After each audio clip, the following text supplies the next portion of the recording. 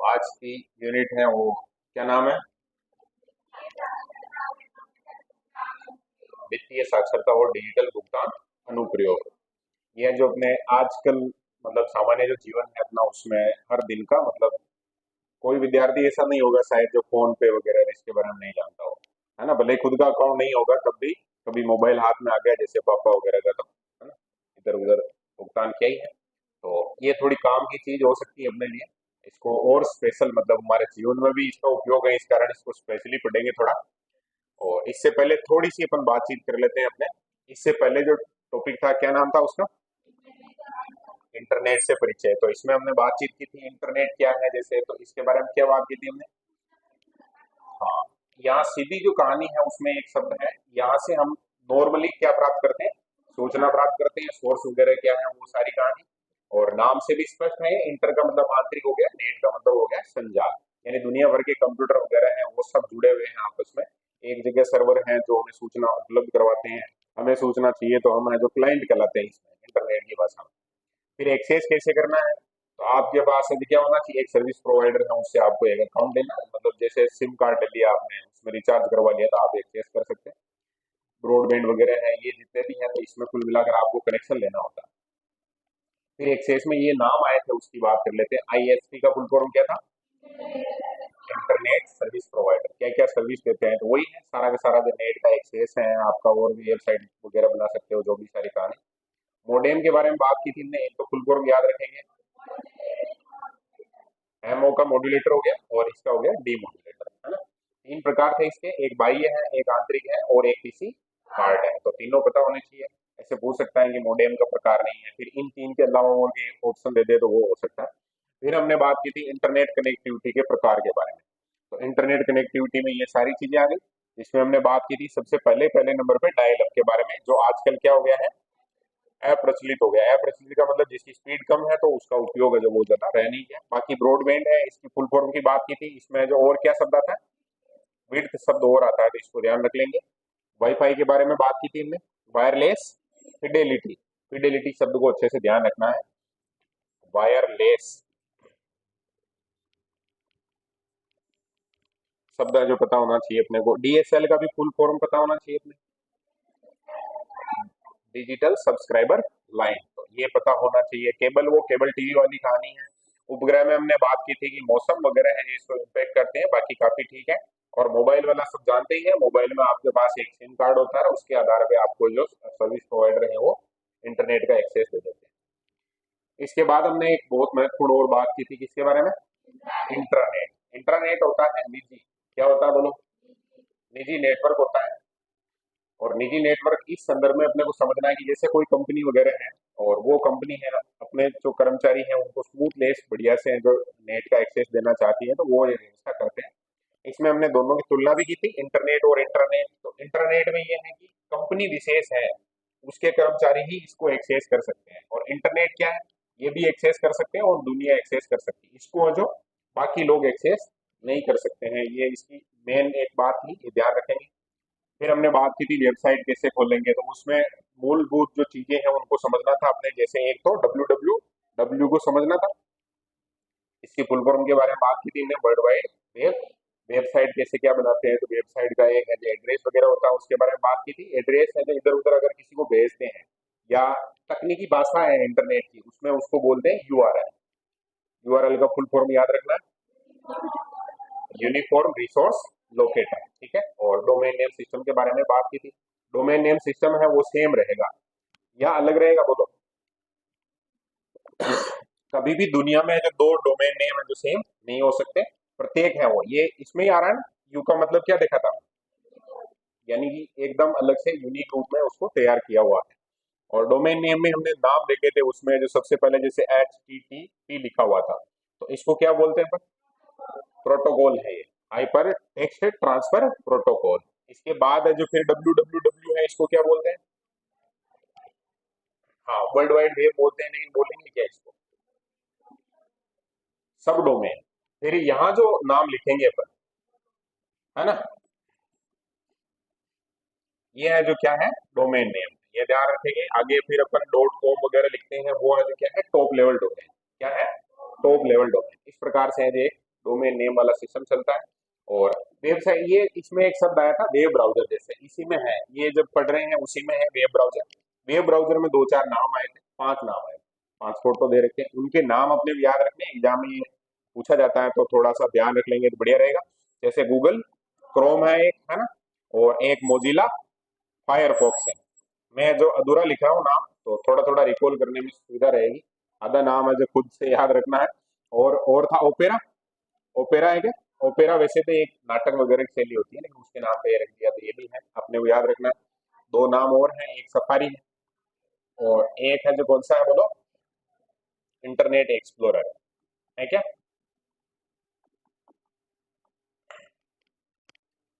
ये सारे के सारे क्या है, वेब ब्राउजर। और वेब ब्राउजर अलग है और सर्च इंजन अलग है, ये थोड़ी सी अपने को ध्यान रखना है।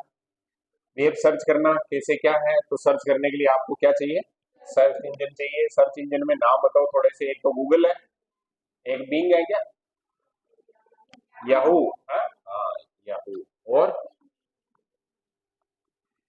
ये सारे के सारे क्या है, सर्च इंजन है, एक तरीके से इंजन है जो खोज के लाते हैं दुनिया भर की जो सूचना है वहां से व्यवस्थित करके अपने लिए।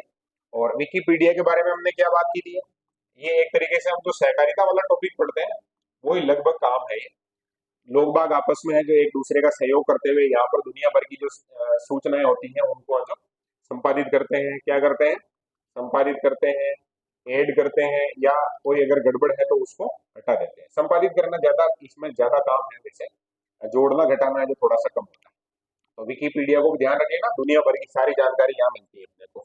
फिर हमने बात की थी ईमेल बनाने के बारे में, क्योंकि अगर इंटरनेट की बात करें तो इंटरनेट पे सूचना के लिए आजकल, क्योंकि ये व्हाट्सएप वगैरह ये चल गए, तो ईमेल का थोड़ा सा उपयोग कम हो गया, जैसे हमारे जीवन में इसका उपयोग नहीं है। बड़े लेवल की जो कंपनियां वगैरह हैं, गवर्नमेंट वगैरह ऑफिशियल्स हैं, वहां इसका काम है। तो फिर भी जानकारी होनी चाहिए हमें। ईमेल का फुल फॉर्म तो ध्यान रखेंगे, वैसे सबको याद हो गया क्या है, इलेक्ट्रॉनिक है ना, इलेक्ट्रॉनिक्स नहीं है, इलेक्ट्रॉनिक मेल है, ये ध्यान रखेंगे।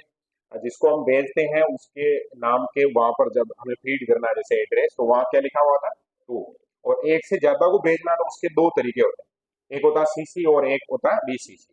सीसी का हमने पढ़ा था कार्बन कॉपी, यानी कि आप है जो अगर सीसी है उसमें एक से ज्यादा लोगों को भेज रहे हैं तो कोमा लगा दो और नाम लिखते जाओ, कोमा लगाते जाओ, तो उनको सबको मिल जाएगा वो आप जो ईमेल भेज रहे हो।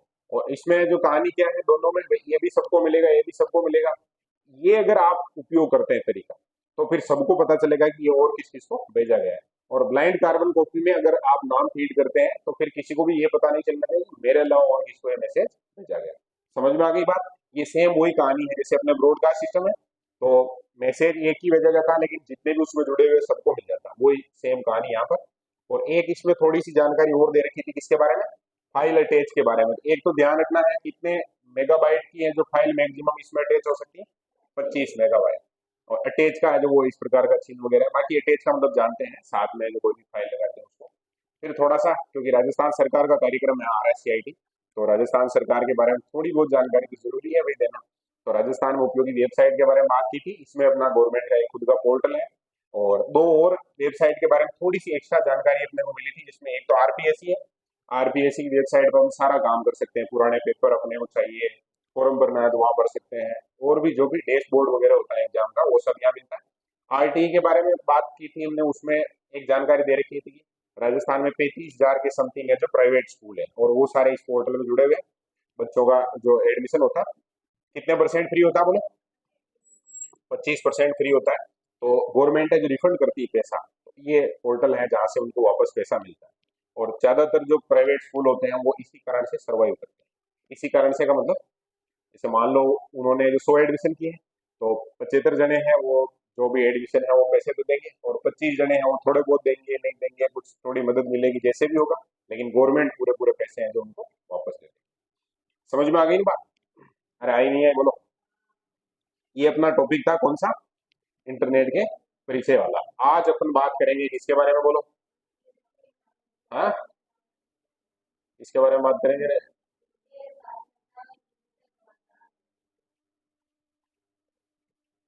वित्तीय साक्षरता व डिजिटल भुगतान अनुप्रयोग। काफी बढ़िया टॉपिक है, और इससे भी ज्यादा आगे और बात करें तो काम का टॉपिक है, क्योंकि ये सारी चीजें हर विद्यार्थी को, वैसे तो नॉर्मली हम किसी, जैसे कोई वेबसाइट है, कोई एप्लीकेशन है, उसका उपयोग करते हैं, शुरुआती इंस्ट्रक्शन को फॉलो करते हैं तो सीख जाते हैं। थोड़ी बहुत एक आध बार छोटी मोटी गलती होती है, उसके बाद सीख जाते हैं। और पहले अगर एडवांस में अपने को पढ़ने को मिल रहा है तो अच्छी बात है। कौन कौन है जिन्होंने फोन पे इंस्टॉल कर रखा है और वो फोन पे का उपयोग करते हैं, जानते हैं ये इस प्रकार से फोन पे का उपयोग होता है? सोनू, ये प्रश्न थोड़ा सा शायद तक, कौन कौन ऐसे हैं जिन्होंने उपयोग किया है, मतलब घर परिवार में जो भी है, मोबाइल तो इधर उधर है, जो अकाउंट में पैसे हैं जो ट्रांसफर किए हैं, लगभग है जो सब एजुकेटेड है इस मामले में। फिर भी अपन थोड़ा डिटेल में पढ़ते हैं। अब खुद का जब अकाउंट वगैरह बनाएंगे तो कुछ सावधानियां हो सकती हैं, कुछ ऐसी अच्छी बढ़िया बातें भी हो सकती हैं जिससे जो अपने कोई समस्या नहीं आए। सबसे पहले नंबर पे है, यहाँ वो बात करना चाह रहे हैं जिसके बारे में आपने जो भी किताब बन रहे हैं, लेखक है वो इसके बारे में बात करना चाह रहे हैं, ऑनलाइन बैंकिंग। अब देखो, बैंकिंग शब्द है वो सब जानते हैं।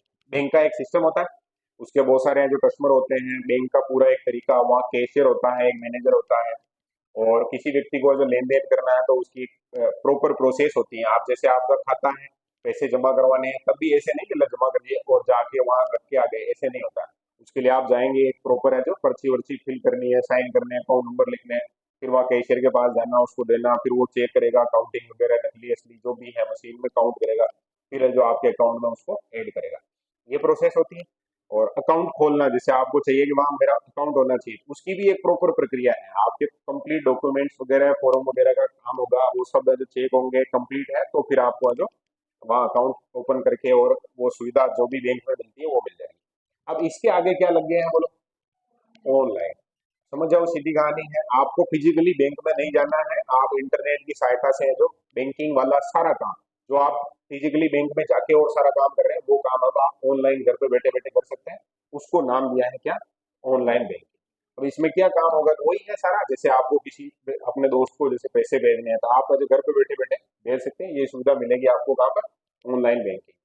इलेक्ट्रॉनिक प्रणाली है वही, जैसे मेल के साथ ई लगा था तो इलेक्ट्रॉनिक आ गया ना, वो भी यहाँ सब सेम ही आ गया।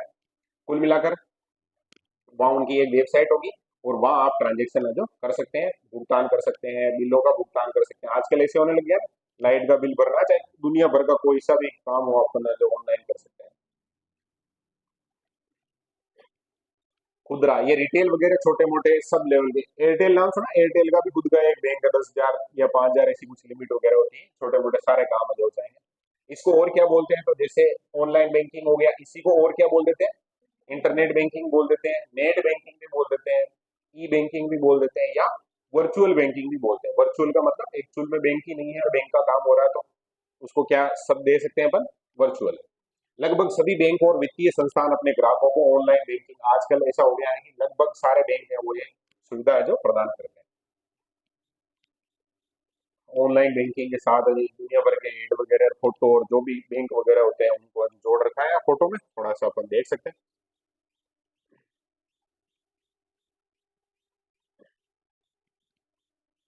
अब इसमें जब ऑनलाइन आप काम कर रहे हैं तो क्या क्या चीजें हैं जो जानकारी होनी चाहिए आपको? तो एक तो आपकी क्या होगी? यूजर आईडी होगी। प्रत्येक जो भी उपयोग करता है उसकी एक पहचान के लिए यूनिक आईडी होगी। और यूजर नेम होगा उसका खुद का, है ना? पासवर्ड सेव करने पड़ेंगे, पासवर्ड नहीं है तो कोई और व्यक्ति है जो वहां से ट्रांजेक्शन कर देगा। और आपका ई केवाईसी वगैरह नाम सुना होगा, एक ई केवाईसी करवानी है, बैंक में जाना है, ये या थोड़ा वीडियो वगैरह रिकॉर्ड करना है, ऐसा कुछ, तो उसको बोलते हैं सत्यापन। ये सारा का सारा प्रक्रिया है जो कंप्लीट करेंगे तब आप आगे काम कर सकते हैं। और जब भी अपन सत्यापन वगैरह करते हैं तो मोबाइल नंबर का सत्यापन करते हैं तो बैंक है जो अपने को क्या भेजता है? वन टाइम पासवर्ड भेजता है, और उसी के आधार पर, क्योंकि वो आपके मोबाइल नंबर पे आता है, वो सेम पासवर्ड आप फीड करते हैं, इसका मतलब फिर वहां आपका सत्यापन हो जाएगा। तो ऑनलाइन बैंकिंग थोड़ी बहुत समझ में आएगी।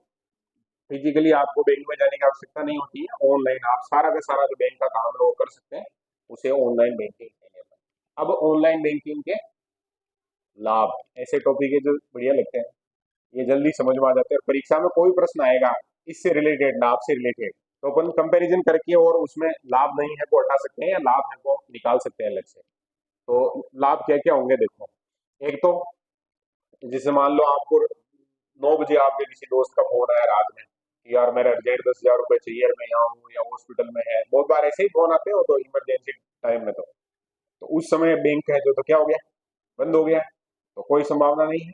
लेकिन ऑनलाइन बैंकिंग है तो वो अगर 24 घंटे और सातों दिन, मतलब 24x7 अवेलेबल रहती है, आप कभी भी ये ट्रांजेक्शन कर सकते हैं।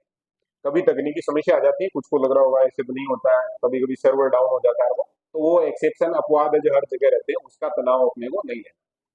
फिर दूसरा हो गया ट्रांजेक्शन। वैसे तो लागत तो लगती है, थोड़े बहुत पैसे वगैरह उसका ट्रांजेक्शन, अगर आप ज्यादा ट्रांजेक्शन करते हैं तो कुछ उसमें कटौती होती है, लेकिन फिर भी अपन बात कर सकते हैं कि भाई लागत है जो कम आएगी। जैसे कैसे कम लागत आएगी, मान लो एक व्यक्ति है 100 बुरा गाया हुआ, है ना, और उसको जो बैंक में कोई काम आ गया ऐसा, अब वो ऑनलाइन है, जो उसका ऑनलाइन बैंकिंग का सिस्टम है, तब तो वो घर से ही है जो ऑनलाइन कर देगा ट्रांजेक्शन। और अगर मान लो कि नहीं है, उसको बैंक आना पड़ा, तो वो बैंक आएगा और वापस जाएगा, तो 6-7 किलोमीटर चलेगा, तो पेट्रोल वगैरह जलेगा उसकी गाड़ी का। तो ऐसे भी समझ सकते हैं, पर समय भी बच रहा है उसका और पैसे भी बच रहे हैं। यहाँ वैसे ये लागत है जो मैं जो बता रहा हूँ वो काउंटिंग नहीं है। यहाँ लागत की बात है, जैसे आपने कोई ट्रांजेक्शन किया 1 लाख रुपए का, आपके उसमें है जो 100 रुपए 50 रुपए ऐसे कुछ कट गए, तो ऐसा इसमें कम लगता है। कम समय की लागत, इसका मतलब समय बचता है, ठीक बात है। और बहुत सुरक्षित, ये शब्द है ना, सुरक्षित के साथ एक लिखा है बहुत सुरक्षित, तो बहुत सुरक्षित कैसे है उसका एक कारण हो गया। जैसे आप जो बैंक से पैसे निकाल के ले जा रहे हैं, बीच में रास्ते में आपको किसी ने लूट लिया, चोर और ऐसा हो सकता है। अब यहाँ क्या है, और एक सबसे महत्वपूर्ण, ये बहुत सुरक्षित शब्द है, इसके पीछे शायद लेखक का मंतव्य ये रहा होगा कि आजकल जो फ्रॉड है ना वो है नकली नोट का। इसका बोलो है या नहीं है, बोलो।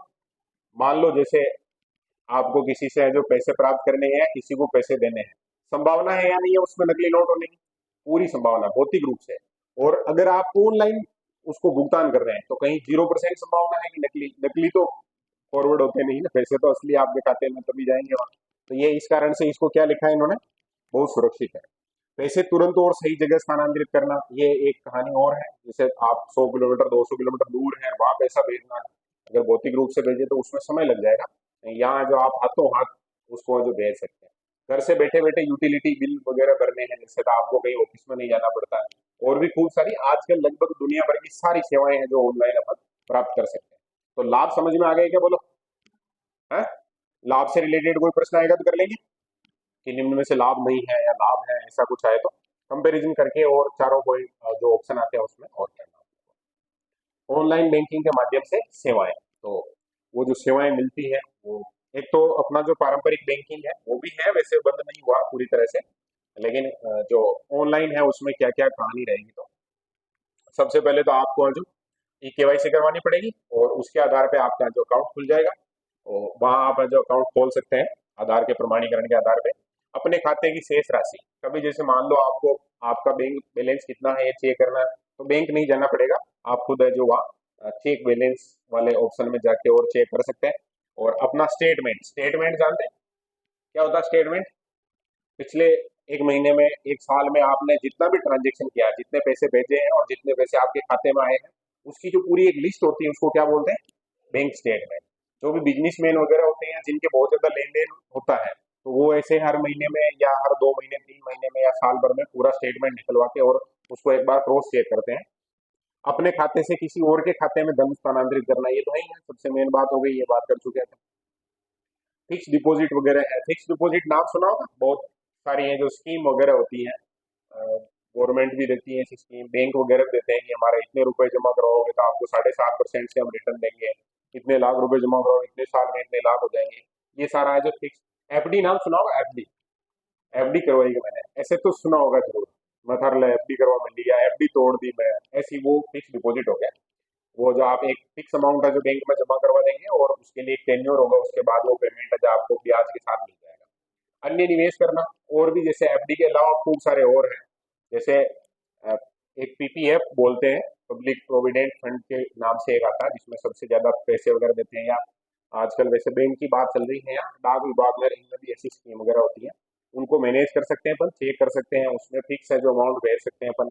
यूटिलिटी बिल की बात कर चुके हैं अपन, लाइट वगैरह का हो या और जो भी हो, टेलीफोन मोबाइल वगैरह, क्रेडिट कार्ड बिल, ये नाम सुना होगा क्रेडिट कार्ड का, नाम सुना गया क्रेडिट कार्ड का। दो प्रकार के कार्ड है, एक डेबिट कार्ड होता है, एक क्रेडिट कार्ड होता है। तो क्रेडिट कार्ड तो ऐसा होता है कि वो कोई कंपनी वगैरह या बैंक जो भी है वो आपको एक कार्ड दे देता है, और उसमें जो एक अमाउंट, जैसे आपने तो कुछ भी उसमें फीड नहीं किया, लेकिन एक फिक्स लिमिट तक आप वहां से पैसा खर्च कर सकते हैं। और फिर आपको वापस भुगतान करना पड़ता है। इसीलिए ये आगे लिखा क्रेडिट कार्ड बिल, मतलब आपने जितना एक महीने में खर्च कर लिया उसके बाद उसकी एक फिक्स तारीख होगी, उस तारीख को वापस आपको जमा करवाना रहेगा, और उस तारीख को आपने जमा नहीं करवाया तो उस पर आपके पेनल्टी लगेगी। ऐसा कुछ स्कीम रहती है। डेबिट कार्ड होता है, डेबिट कार्ड में अपन एटीएम कार्ड जिसको बोलते हैं नॉर्मली, कि आप जैसे ही कहीं गए, जैसे डेबिट कार्ड का उपयोग कर रहे हैं, तो जितने पैसे वहां कटे ना वो सीधे आपके अकाउंट से करते हैं, या अकाउंट से नहीं करते हैं क्रेडिट कार्ड में। डिमांड ड्राफ्ट चेक बुक के लिए अनुरोध करना समझ गए।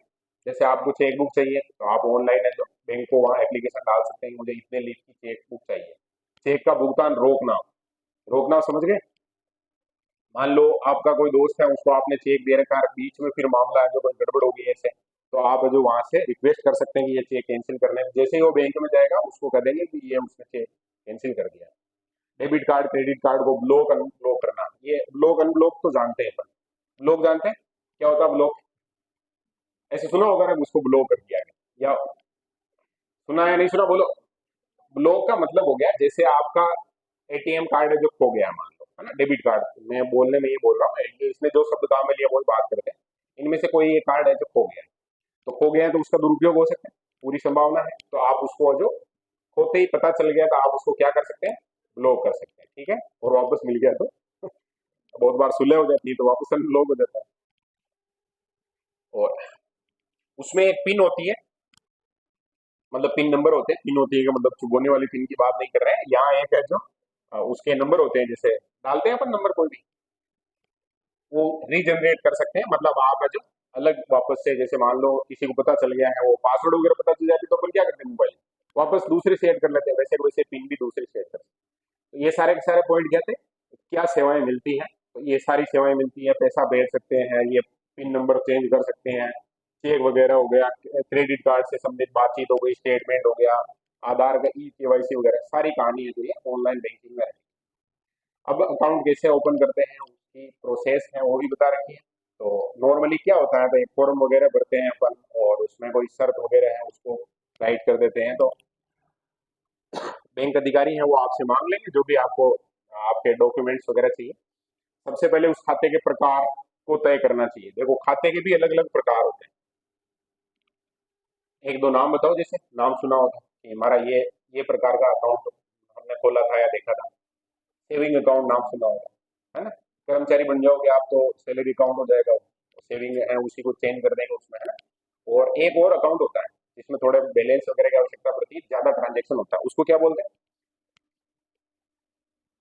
अकाउंट वगैरह के बारे में बहुत ज्यादा जानकारी है जो हम नहीं रखते, नहीं रखते हैं, अरे बोलो, नहीं रखते हैं तो कोई बात नहीं है, जब बन जाओगे नौकरी लग जाओगे तो अपने तो एक ही अकाउंट चलेगा, वैसे कौन सा चलेगा, सैलरी अकाउंट चलेगा, तो कोई ज्यादा लोड लेना नहीं है, नाम सैलरी आ रहा है उसमें तो फिर समस्या भी आएगी। बचत खाता है, ये ध्यान रखना, है ना, ये है जो सबसे ज्यादा उसमें ट्रांजेक्शन वगैरह होते हैं, बिजनेसमैन वगैरह है जो ज्यादातर इसका उपयोग कर लेते हैं, जिनके ज्यादा ट्रांजेक्शन होता है। आवर्ती अकाउंट होता है, और मैंने जो यहाँ सैलरी अकाउंट का नाम लिया है लेकिन इसमें लिखा हुआ नहीं है, तो वो जो सेविंग अकाउंट है उसी में कुछ और फैसिलिटी जोड़ के और उसको क्या बना देते हैं, सैलरी अकाउंट, ठीक है। बाकी नॉर्मल जो व्यक्ति है उनके लिए ये अकाउंट है, बचत हो गया, सेविंग हो गया, और ये चालू खाता, ठीक है ना। आप फैसला करेंगे कि भाई कौन सा अकाउंट खुलवाना है, उसके बाद आपको अगर बैंक शाखा में संपर्क करना है, फॉर्म वगैरह देंगे, प्रपत्र या उसको बोलेंगे अपन क्या, फॉर्म।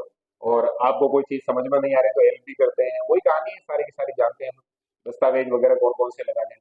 अब अकाउंट में सबसे पहले एक जो बहुत पिछले 8-10 साल में अपने भारत में है, जो सबसे ज्यादा माहौल रहा जिस अकाउंट का, उसके बारे में बात करनी है, वो नाम है जन धन।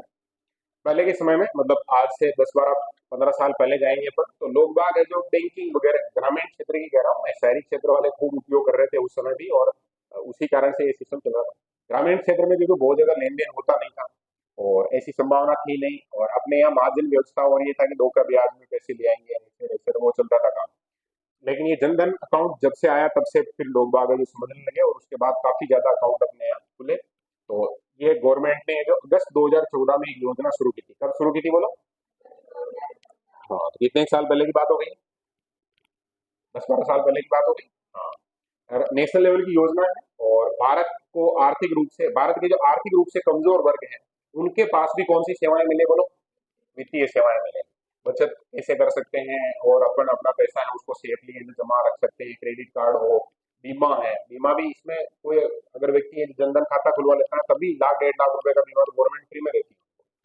पेंशन वगैरह जैसे आती है लोगों की, आजकल पेंशन आती है। अभी बड़े बुजुर्ग जो भी हैं उनके ऐसा होता है ना, वो तो कहते हैं तनख्वाह ही है, मतलब ऐसे शायद 1450 कितने हैं, मैक्सिमम कितने रुपए मिलते हैं? किसी ने अगर ऐसे दादा दादी वगैरह हैं अड़ोस पड़ोस में कोई, 1500 रुपए आते हैं। हाँ,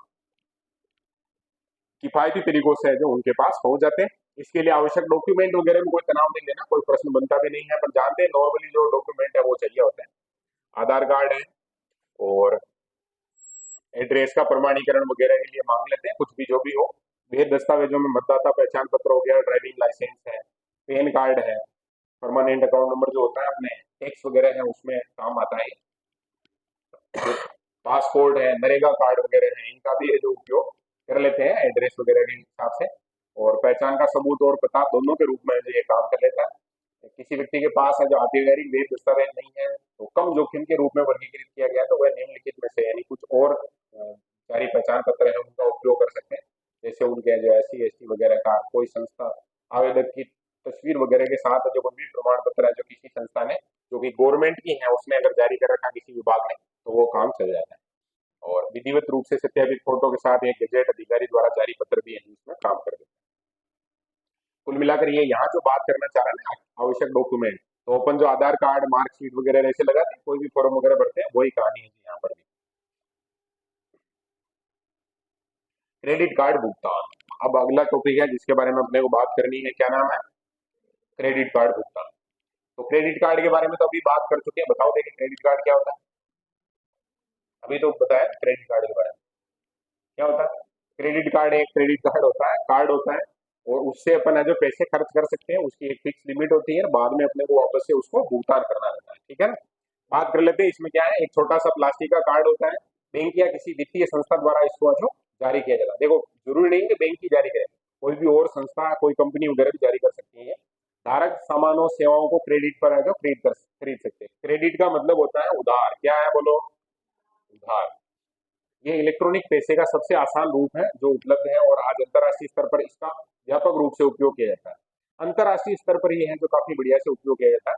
वैसे मैं भी जैसे कोई नेट वगैरह पर इस प्रकार से सूचनाएं वगैरह जो भी दोस्त वगैरह ये बताते हैं, तो वैसे तो इसको कहा जाता है ट्रैप। मैं हालांकि नेगेटिव वे में इसको ले जाना नहीं है, मैं हर चीज के बारे में पॉजिटिव सोचता हूँ और पॉजिटिव ही, लेकिन कभी कभी क्या नेगेटिव साइड देखने से पॉजिटिव साइड थोड़ी ज्यादा क्लियर हो जाती है अच्छे से। तो इसको ट्रेप भी कहा जाता है बहुत जगह।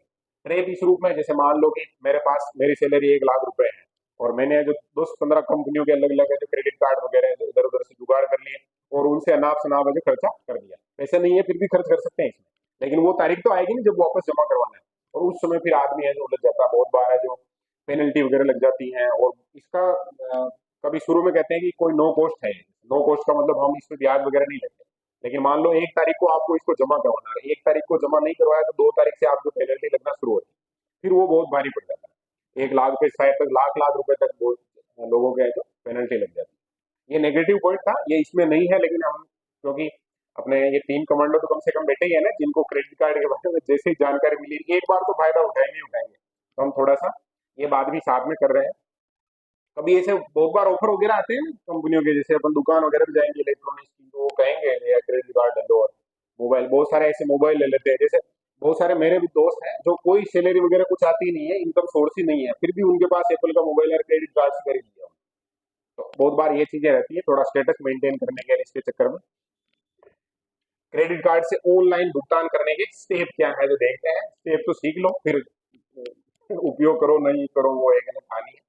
अरे कोई समझदार होशियार आदमी है ना तो इसका बहुत अच्छा उपयोग भी कर सकता है, क्योंकि इसमें जैसे कंपनियां वगैरह है, अब लगेगा हाँ इसका उपयोग करना चाहिए। जैसे मान लो कोई कंपनी है ना, स्पेशल कोई कंपनी है, तो अपना एडवर्टाइज करने के इस हिसाब से बहुत सारे ऑफर रहते हैं। जैसे मान लो कि इस कंपनी का आपके पास क्रेडिट कार्ड है, तो जितना भी पैसा लगेगा उसका 10% हम आपको कैशबैक देंगे। मान लो आपको 1 लाख रुपए की परचेज करनी है, आप अपने अकाउंट से डायरेक्ट पैसे भेज रहे हो, तो 1 लाख में से 1 लाख लगेंगे और वो जो सामान आपके पास आ जाएगा, और कोई भी कैशबैक वगैरह कुछ नहीं है। अब कोई एक कंपनी है उसका क्रेडिट कार्ड है, वो आपके पास है और उस पे वो 10% कैशबैक दे रहा है, तो आपने वो क्रेडिट कार्ड है उसका उपयोग कर लिया, आपको कितने हजार रुपए हैं तो उसका फायदा हो गया 10,000 का। अब वहां ये कहानी होनी चाहिए कि आपके अकाउंट में इतने पैसे होने चाहिए कि 1 तारीख को इसके वापस भुगतान करना है ना, तो आप 1 तारीख से पहले 1 दिन पहले ही आप उसका भुगतान कर सकते हो, तो फिर आपको ये जो यहाँ क्रेडिट कार्ड है वो बेनिफिट दे सकता है। और मैं 2-4 मेरे दोस्त हैं मेरे स्टाफ में ही है गुरु जी, वो और भी ऐसे दोस्त हैं तो वो खूब ऐसा फायदा उठाते हैं, जब भी ऑफर वगैरह आते हैं तो वो ध्यान रखते हैं कौन कौन से दोस्तों के पास कौन कौन से कार्ड वगैरह है, और पूरा उसका फुल उपयोग करते हैं। और वो लगभग जितनी शॉपिंग करते हैं उतना ऐसे जुगाड़ कर लेते हैं। कुछ के शौक रहता है बहुत ज्यादा ऑनलाइन शॉपिंग करना, देखना दुनिया भर की स्कीम वगैरह, कुछ का दिमाग खराब होता है तो वो नहीं भी देखते हैं। हम बातचीत करते हैं ऑनलाइन भुगतान के स्टेप क्या है। तो भुगतान करते समय आपको अपनी भुगतान विधि के रूप में जो क्रेडिट कार्ड चुनने की आवश्यकता होगी। अब उसमें वो आता है ना कि यूपीआई चुने या क्रेडिट कार्ड या डेबिट कार्ड, जो भी बहुत सारे ऑप्शन आते हैं, तो उसमें आपको क्या चुनना पड़ेगा? Credit card. उस पर आप क्लिक कर देंगे और उसके बाद वो है जो, जैसे आपने क्रेडिट कार्ड है जो चुन लिया, ये बहुत सारे उदाहरण आ गए, visa, discover, American express, credit card का प्रकाश, वो प्रकार आ जाएंगे फिर बहुत सारे, इनमें से किस प्रकार का आपका क्रेडिट कार्ड है। तो वहाँ सूचीबद्ध नहीं है तो उसके लिए फिर आपको जो वो सामने जो भी भुगतान करता है वो स्वीकार नहीं कर रहा है, बाकी उसका नाम आ गया है जैसे, तो उस पर आप क्लिक करके और आगे बढ़ सकते हैं। डिटेल भरेंगे और एड्रेस बार में है जो लोग प्रतीक और जो भी HTTPS है इसके बारे में बात कर चुके हैं अपन। ये जो नाम आया था ना hyper text transfer protocol, S लिखा हुआ तो उसका मतलब है सिक्योर्ड है।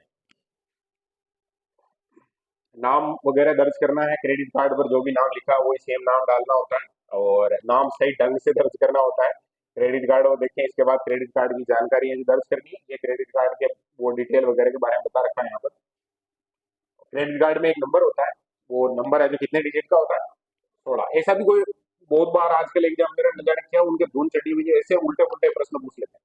ये भी पूछा जा सकता है कि क्रेडिट कार्ड में कितने अंक होते हैं, तो कितने अंक होते हैं? 16 अंक होते हैं, ठीक है ना। जैसे अपने आधार कार्ड में कितने अंक होते हैं? 12 होते हैं, पक्की बात है। जन आधार कार्ड में 11 होते हैं, और मेन वो आईडी होती है वो 10 अंक की होती है ना, जो व्यक्ति है उसकी पर्सनल आईडी है वो 11 की होती है। तो ऐसे ध्यान रखना। एक आभा कार्ड हो रहा है, नाम सुना? आभा कार्ड, उसमें कितने अंक होते हैं? कोई राजस्थान जीके पढ़ रहा हो तो उसमें 14 अंक होते हैं शायद, है ना। हाँ, इसमें एक 3 अंकों का जो एक सुरक्षा कोड भी होता है, वो जो पीछे की तरफ जो टाइप किया हुआ रहता है, उसके आधार पे वो जो पिन वगैरह है दर्ज करके और अपन भुगतान है जो कर सकते हैं। ये एक ये शब्द भी लिखा हुआ है, इसको भी देख लो। जैसे आप किसी को गिफ्ट वगैरह भेजना चाहते हैं तब भी ये जो सुविधा उपलब्ध करवा देता है। भुगतान बटन पर क्लिक करते हैं तो पंजीकृत मोबाइल पर एक क्या मिलता है बोलो? OTP मिलता है। और आप जैसे उसको जो ऑथेंटिकेट करेंगे और ट्रांजेक्शन है वो क्या हो जाएगा? पूरा हो जाएगा। ट्रांजेक्शन खत्म होने के बाद जो एक आपको ट्रांजेक्शन नंबर मिलेगा, और वो जो आप संभाल कर रख सकते हैं, बाई चांस किसी प्रकार की आगे जो कोई तकनीकी समस्या आती है तो उस नंबर के आधार पर उसको आप सेटलमेंट कर सकते हैं। तो क्रेडिट कार्ड वाली बात क्लियर हो गई। क्रेडिट कार्ड होता क्या है जो भी समझ में आ गई, उसका उपयोग कहाँ है, कब उपयोग करना चाहिए, कब उपयोग नहीं करना चाहिए, पूरा अच्छे से समझना है, ठीक है ना। ये कभी भी ऐसे नहीं कहेंगे कि नहीं करना चाहिए, और दुनिया में जहां भी सुनोगे ना कोई ऐसे नहीं कहेगा कि इसका उपयोग नहीं करना, सब ये कहेंगे कि अरे यार ये तो कितनी बढ़िया बात है, ये फोकट में आपको पैसा मिल रहा है। लेकिन समस्या यह है कि वो फोकट में मिल रहा है, उसको वापस क्या करना है? वापस भुगतान करना है। तो उस समय आपके पास जो वो होना चाहिए मामला। अब एक और है, कौन सा कार्ड बोलो? Debit card. अब डेबिट कार्ड है और एक क्रेडिट कार्ड है, दोनों में मामूली सा अंतर है, बता दिया। डेबिट कार्ड भी सेम वो की वो प्रोसेस है, बस क्रेडिट कार्ड है उसमें आपके अकाउंट में से पैसे नहीं कटते, बाद में कटते हैं एक साथ जब आप डालते हो उस समय। और यहाँ है जो आप तो हाँ, जब भी आप भुगतान करोगे इससे तो वो आपके अकाउंट में से पैसे काट लें। चेक कार्ड भी कहा जाता है। चेक कार्ड क्यों? जैसे आप चेक काट के देते हो वैसे का वैसे यहाँ से है जो भुगतान होता है। खरीदारी करते समय नकदी के बजाय है जो आप इसका उपयोग कर सकते हैं, मतलब रोकड़ देने के बजाय इससे है जो भुगतान कर सकते हैं। ये क्रेडिट कार्ड के समान है, लेकिन क्रेडिट कार्ड के विपरीत कोई ट्रांजेक्शन करते समय धन सीधे आपके खाते से ही डेबिट हो जाता है। समझ में आ गई बात? कुल मिला के दोनों का अंतर है जो समझ में आना चाहिए। क्लियर है? डेबिट कार्ड से ऑनलाइन भुगतान के स्टेप क्या है? तो सबसे पहला स्टेप तो सबसे बढ़िया स्टेप है, क्या है बोलो? खाते में पैसे होने चाहिए। अगर अकाउंट में पैसे नहीं है तो डेबिट कार्ड का कोई मतलब नहीं रहेगा। जैसे आप चेक काट के दे दो किसी को 10 लाख, यार खाते में पैसे नहीं है तो उसका कोई सेंस नहीं है। मर्चेंट वेबसाइट आपको भुगतान विधि चुनने के लिए कहेगी, तो जैसे भुगतान विधि चुनने के लिए कहेगी तो आपको किसको चुनना है? डेबिट कार्ड को चुनना है, ठीक है ना। विवरण यानी कि आपकी जो डिटेल वगैरह है वो उसमें फीड करनी है, और डिटेल फीड करेंगे उसमें ये नंबर वगैरह जो भी उसमें डेबिट कार्ड में होते हैं वो नंबर है जो आपको फीड करने रहेंगे। 3 नंबर की एक वो जो गुप्त संख्या होती है इस प्रकार का कुछ, वो भी आपको जो फीड करना रहेगा। और OTP आएगा, OTP है उसको जो आप फिल कर देंगे। OTP जो भी आएगा उसको 1 मिनट के लिए या 30 से 1 मिनट के लिए वैलिड रहता है शायद तक। और जैसे ही है जो आप वो कंप्लीट करते हैं तो एक ट्रांजेक्शन नंबर आपको मिल जाएगा। और भी जगह है जो ये उपयोगी हो सकता है। तो कुल मिलाकर क्रेडिट कार्ड और डेबिट कार्ड में जो स्टेप है ना, ये तो सेम ही है, बस कहानी है वो यही है कि वो पैसा है जो डेबिट कार्ड से अगर भुगतान कर रहे हैं तो सीधे आपके अकाउंट से कट रहा है, और क्रेडिट कार्ड है तो वो थोड़ी कहानी अलग है, वो उधार टाइप का काम हो गया है। अब बात करनी है अपने को किसके बारे में, रुपे कार्ड। रुपे कार्ड के बारे में इतना सा ध्यान रख लो कि जैसे ये बाहर से आई है ज्यादातर टेक्नोलॉजी, अमेरिका वगैरह यहाँ से, ये रुपे कार्ड अपना यहाँ का खुद का है, भारत सरकार का है। नाम से भी पता चलता है, रुपे रूपा ऐसे अपने यहाँ होते हैं नाम। रुपए रुपए और पेमेंट का एक संयोजन, ठीक है ना। रुपए, रुपए को जोड़ दिया किसके साथ, पेमेंट के साथ, तो नाम बन गया क्या, रुपए।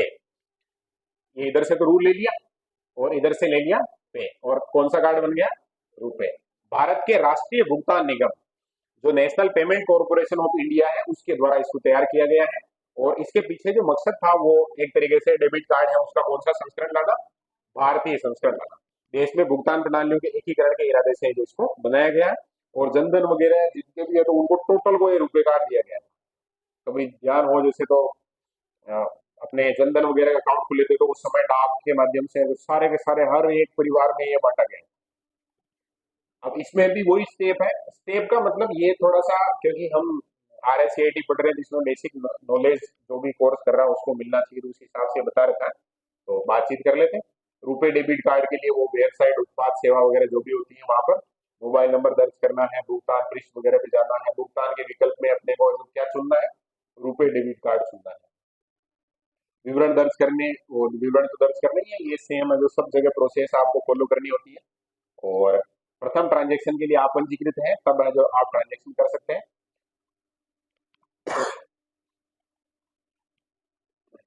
जैसे आप भुगतान करेंगे वो डिटेल वगैरह है, जो समाप्ति तिथि वगैरह भी होती है उसमें, 5 साल 10 साल के लिए जो बैंक जारी करते हैं, समाप्ति तिथि वगैरह भरवाते हैं, तो वो जो आपको भरना रहेगा। OTP वगैरह भेजेंगे, OTP प्रमाणित करेंगे तो ट्रांजेक्शन है जो कंप्लीट हो जाएगा।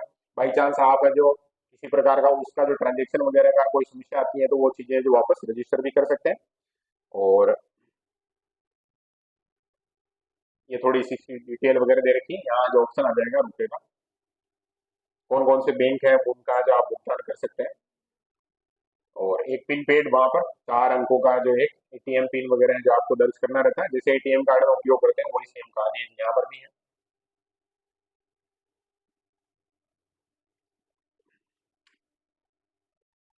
जानकारी कौन सी भरनी रहेगी, तो रुपए कार्ड है उसकी पूरी कंप्लीट डिटेल देनी रहेगी। इसके बाद आपको जो OTP प्राप्त होता है वो जो फिल करना रहेगा। और इसमें इमेज वगैरह से वो थोड़ा क्रॉस चेक करते हैं, हालांकि इसका कोई सेंस नहीं है लेकिन रहता है उसमें थोड़ा सा टाइम लगेगा, अगर तो बाई चांस कोई किसी प्रकार का नेगेटिव भुगतान हो रहा है तो उसका पता चल जाता है इस कारण से। आपने जैसे पिन आप फिल करोगे उसमें और ट्रांजेक्शन जो हो जाएगा, वही कहानी है, उसका जो ट्रांजेक्शन नंबर है जो आपको मिल जाएगा और जहां भी आप चाह रहे थे वहां भुगतान हो जाएगा। अब बात करनी है अपने को किसके बारे में, नेट बैंकिंग भुगतान। तो अभी जो डेबिट कार्ड क्रेडिट कार्ड और किसके बारे में बात की हमने, रुपए, रुपए कार्ड, और बस 3 ही कार्ड के बारे में बात की हमने, है ना। तो क्रेडिट कार्ड क्या है बताओ, किसी बैंक या संस्था द्वारा जारी एक प्लास्टिक कार्ड है जो हमें जो हमारे खाते में पैसे नहीं है फिर भी है जो कुछ भी खरीदारी वगैरह जो भी काम है वो करने का मौका देता है। डेबिट कार्ड क्या है, वही सेम कार्ड है, वैसे प्लास्टिक कार्ड बैंक द्वारा जारी है, लेकिन वो उससे जब भी आप भुगतान करते हैं तो वो पैसा आपके खाते से सीधा कटता है, ठीक है। और रुपए क्या है, एक तरीके से डेबिट कार्ड का एक रूप है, लेकिन ये भारतीय संस्करण है। कैसा संस्करण है, भारतीय संस्करण है, और इसमें थोड़ी सी प्रोसेस अलग तरीके से बताई गई। चलो अब बात करनी है अपने किसके बारे में, नेट बैंकिंग भुगतान के बारे में। तो नेट बैंकिंग शुरू में हमने बात कर ली, वही अब वापस थोड़ा डिटेल में अपन है जो बातचीत करते हैं। कुल मिलाकर आप है जो इंटरनेट का उपयोग करके किसी प्रकार की खरीदारी वगैरह करते हैं, वहां भुगतान करते हैं, तो वो कहलाएगी क्या, नेट बैंकिंग। अब नेट बैंकिंग जब आप कर रहे हैं, जैसे कोई कार्ड वगैरह कुछ भी नहीं है फिर भी आप है जो भुगतान कर सकते हैं, तो उसके लिए क्या है वो स्टेप है जो बताए हैं आप। तो बात कर लेते हैं। तो सबसे पहली कहानी तो हमेशा यही रहेगी और जीवन की कहानी है,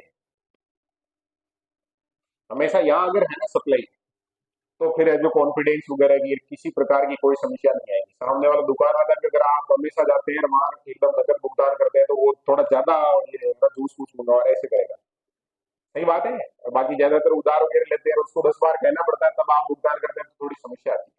तो पहला स्टेप तो हो गया, क्या अपने खाते में क्या होने चाहिए, पर्याप्त पैसे होने चाहिए। मर्चेंट वेबसाइट आपको भुगतान विधि के लिए जब पूछती है ना, तो आपको वहां जो किसको चुनना है बोलो, नेट बैंकिंग को चुनना है, वो गेटवे में आपको शो कर देगा। अब वहां पर आपकी जो आईडी पासवर्ड वगैरह है उसका आपको चयन करना है, वेबसाइट है जो वापस से शो कर देगी।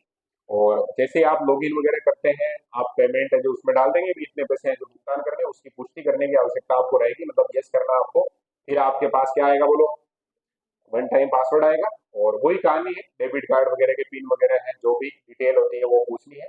और जैसे ही आप ओटीपी वगैरह फिल करेंगे तो आपके जो भी आप जहाँ ट्रांसफर करना चाहते हैं पैसे हैं जो, वहां चले जाएंगे। एक होता है पीओएस, पॉइंट ऑफ सेल। बहुत बार देखा होगा, छोटी सी मशीन है और उसमें डेबिट कार्ड है, उसको घुमा के निकाल रहे हैं। बहुत जगह होता है, जैसे कोई ऐसा बड़ा मॉल वगैरह है, या और भी जगह हो सकती है जहां पर बहुत ज्यादा अगर लेन देन करना पड़ता है और रोकड़ वगैरह में समस्या हो सकती है, तो फिर वहां पर वो डायरेक्ट है जो नंबर आपने, जैसे ही आपके जो पिन वगैरह, जैसे एटीएम में अपन पैसे निकालते हैं सेम प्रक्रिया होती है, उसको बोलते हैं POS, point of sale. Point of sale terminal एक इलेक्ट्रॉनिक उपकरण होता है, ये यहाँ फोटो दे रखा होगा, हाँ ये फोटो है। ये इसके हाथ में जो क्या है, एटीएम वगैरह जो भी उसको बोलते हैं अपन, डेबिट कार्ड क्रेडिट कार्ड जो भी, सभी तरह के क्रेडिट और डेबिट कार्ड वगैरह है उसकी भुगतान की सुविधा दे देता है। कुल मिलाकर ये क्या करता है, तो क्रेडिट या डेबिट कार्ड आपके पास है, उसको आप स्क्रॉल करते हैं तो उससे जानकारी पढ़ लेता है और वो चेक कर लेता है कि भाई अकाउंट में पैसा है या नहीं है। उसके बाद जो ट्रांजेक्शन वगैरह कर देता है, धनराशि स्थानांतरित कर देता है, क्रेडिट कार्ड या डेबिट कार्ड जो भी हो। और ट्रांजेक्शन नंबर वगैरह है वो प्रिंट प्रिंट करके दे देता है आपको कि इसमें इतने नंबर का ट्रांजेक्शन आपका होगा। तो पीओएस क्लियर है सबके। क्या है पॉइंट ऑफ सेल, एक मशीन होती है, इलेक्ट्रॉनिक मशीन होती है, एटीएम टाइप, जैसे एटीएम आपका कार्ड है उसको रीड करके और बताता है, वही सेम कहानी ये करता है। आगे बात करनी है किसके बारे में अपने को, मोबाइल भुगतान के बारे में। तो मोबाइल भुगतान, अब मोबाइल से भी अपन जो पेमेंट कर सकते हैं तो वो मोबाइल भुगतान कहलाएगा। इसमें बहुत सारे आजकल एक शब्द आने लग गया, क्या आने लग गया, वॉलेट। नॉर्मली वॉलेट का मतलब क्या है, बटुआ। नॉर्मली जो लोग बाग एक पर्स रखते हैं अपने पास उसको वॉलेट कहा जाता है। अब ये पर्स टाइप का काम कर लेता है, डिजिटल वॉलेट हो गया एक तरीके से। मोबाइल डिवाइस से या उसके द्वारा की जाने वाली भुगतान सेवा है जो इससे रिलेटेड है, मोबाइल मनी, मोबाइल वॉलेट या डिजिटल वॉलेट इसको कहा जाता है। ये सेवाएं जो वित्तीय नियमों के तहत जो संचालित की जाती हैं, ऐसे कई मोबाइल भुगतान सेवाएं जिसका इस्तेमाल भारत में किया जा रहा है। जैसे क्या क्या है, जो देखो, एक मोबाइल डिजिटल या मोबाइल वॉलेट, यूपीआई। यूपीआई का फुल फॉर्म मुझे पक्का याद होना चाहिए, यूनिफाइड पेमेंट इंटरफेस। हमने ऐसा कैसा ही देखा था, यूआरएल उसका क्या था, यूनिफॉर्म रिसोर्स लोकेटर है ना, और यूपीआई है तो यूनिफाइड पेमेंट इंटरफेस। एक भीम है, नाम सुना होगा भीम, इसमें बीएच का तो बन रहा है Bharat, interface for money, Bharat interface for money, short form क्या हो गया, भीम। इसके अलावा यूएसएसडी है, अनस्ट्रक्चर सप्लीमेंट्री सर्विस डेटा, तो इसको क्या बोलते हैं, यूएसएसडी। और ऐसा कैसा एईपीएस भी है, आधार इनेबल पेमेंट सिस्टम है, और एक माइक्रो एटीएम। ये सारे के सारे क्या है, मोबाइल भुगतान के तरीके।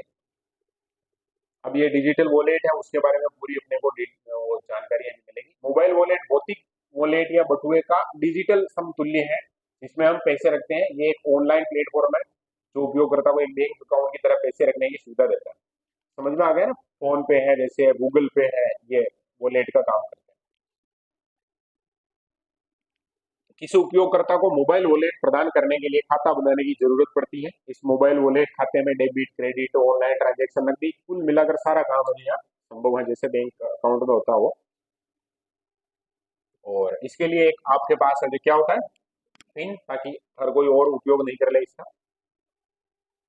अब यहाँ नाम दे रखे हैं वॉलेट के, तो थोड़ा ध्यान रखना, कोशिश करना ऐसे परीक्षा में कैसे प्रश्न आएगा। देखो, एसबीआई बड़ी क्या है, आपको लगेगा एसबीआई कोई बड़ी ब्रांच होगी, जो वो एसबीआई बड़ी है जो बड़ी ब्रांच है, लेकिन एसबीआई बड़ी क्या है, डिजिटल वॉलेट है। क्या है, वॉलेट है, ठीक है।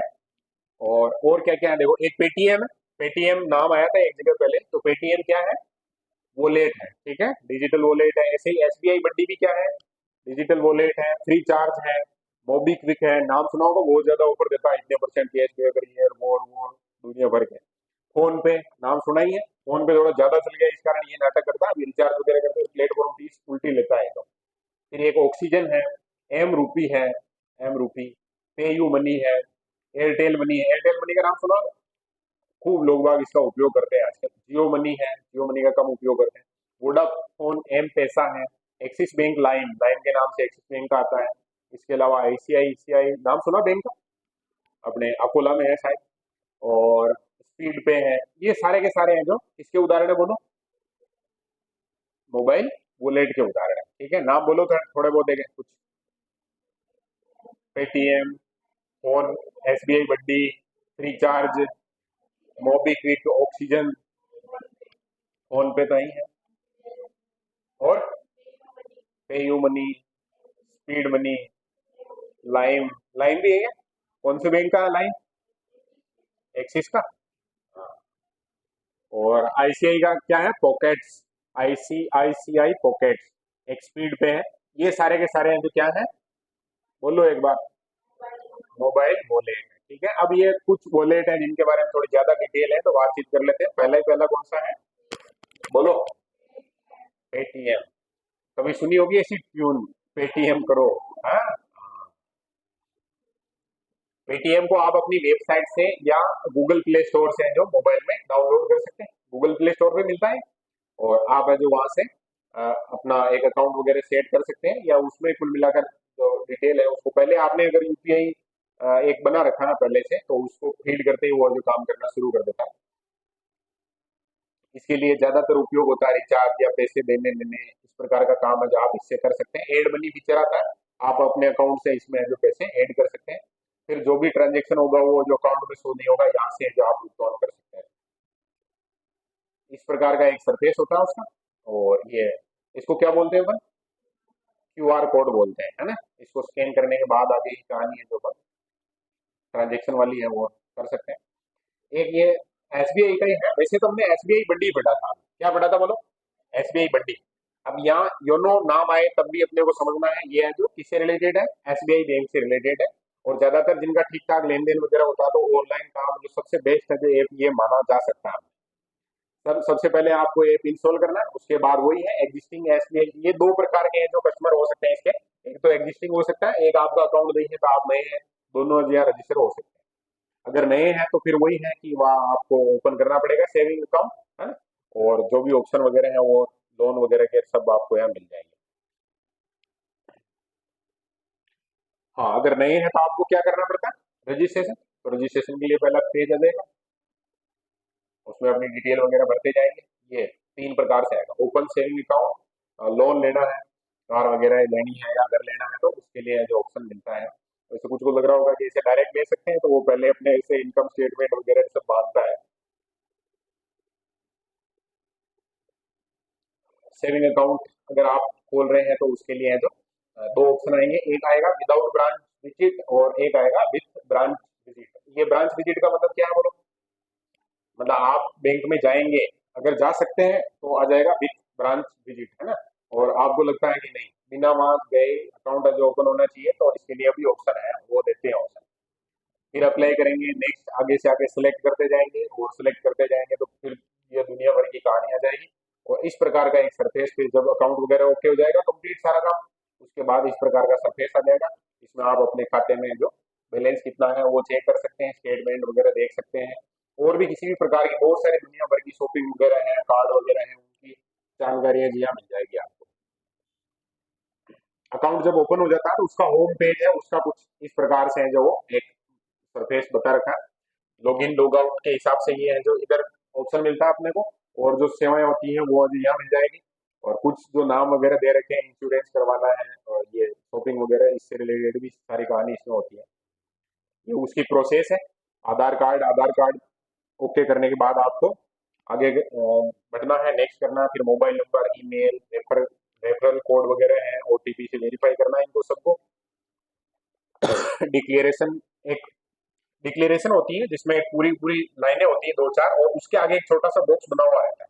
उसमें आपको आज राइट करना होता है कि भाई हाँ ये सारी शर्तें हैं जो मैं मानूंगा। जो भी डिटेल वगैरह है वो भरनी है। और ये डिटेल अगर आप फिल करते हैं सारी एकदम सही है, ऑथेंटिकेट कर लेता है आधार कार्ड को, तो आपका जो अकाउंट ओपन हो जाएगा। स्टेटमेंट जनरेट कैसे करते हैं जो देखते हैं। स्टेटमेंट जनरेट की बात कर रहा है। स्टेटमेंट के बारे में अभी जस्ट हमने बात की थी थोड़ी देर पहले। स्टेटमेंट का मतलब होता है महीने में या जो भी साल भर में हमने जो भी लेन देन किया है वो सारा का सारा एक सूचीबद्ध तरीके से अपने को सामने जो प्रस्तुत करता है उसको क्या बोलते हैं, स्टेटमेंट जनरेट करना। ठीक है, योनो ओपन करें, लॉगिन करें, लॉगिन के बाद अकाउंट सेक्शन पर जाएं, अकाउंट नंबर सिलेक्ट करें, अगली स्क्रीन पर है जो स्टेटमेंट देख सकते हैं, स्टेटमेंट को डाउनलोड करने के लिए पासबुक आइकन पर टैप करें और वहां से आपका वो मोबाइल में पीडीएफ के रूप में सेव हो जाएगा, उसको आप प्रिंट कर सकते हैं। बहुत इजी है कुल मिलाकर। हाँ, तो हमने बात की थी एक तो पेटीएम के बारे में, पेटीएम का फाउंडर वगैरह उनके बारे में कुछ जानते हो? पहले पेपाल नाम था इसका, और इसमें एक पार्टनर है जो अभी दुनिया का जो सबसे अमीर व्यक्ति है, नाम बताओ? एलन मस्क, नाम सुना? हाँ, उसके द्वारा फाउंड किया गया था ये। बाद में ये दोस्त वगैरह थे तो वो अलग कंपनियां चलाने लग गया यार, वो फिर थोड़ा बैंक की तरफ चले गए, कुछ ऐसी कहानी है। अब बात करनी है अपने को किसके बारे में? यूपीआई के बारे में। यूपीआई का फुल फॉर्म मुझे पक्का याद होना चाहिए, यूनिफाइड पेमेंट इंटरफेस। ठीक है ना? भारत में ये है जो थोड़ा लेवल पर विकसित हुआ था, और काफी सारे उद्योग है उनमें ये मतलब एक तरीके से मान सकते हैं बहुत अच्छे बोनस के रूप में है जो काम कर गया। बहुत सारे काम धंधे हैं जिसके कारण अच्छे चल गए। स्मार्टफोन के उपयोग से किसी भी दो बैंक खातों के बीच जो पैसा है उसके ट्रांजैक्शन की परमिशन यूपीआई से मिलती है, बिना क्रेडिट कार्ड, आईएफसी कोड या नेट बैंकिंग वॉलेट पासवर्ड का विवरण दर्ज किए एक बैंक खाते से अलग अलग व्यापारियों को ऑनलाइन और ऑफलाइन भुगतान करने की परमिशन है किसमें मिलती है? यूपीआई में।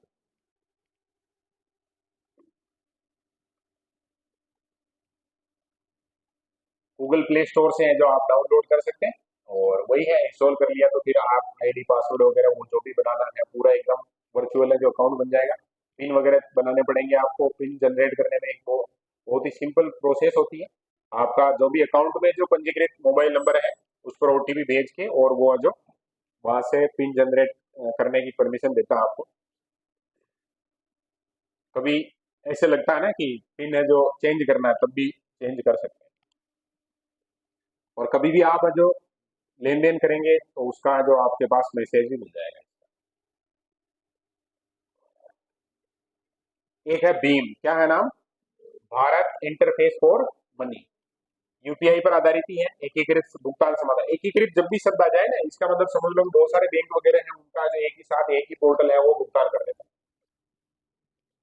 और इनमें बहुत ज्यादा डिटेल है उसको पढ़ने की आवश्यकता मुझे लग नहीं रही है, क्योंकि ये चीजें जब भी कोई प्रैक्टिकली जाएगा जैसे कोई ऐप वगैरह है उसमें तो वो आगे से आगे क्या फॉलो करना है उसकी डिटेल है जो वहाँ मिल जाएगी।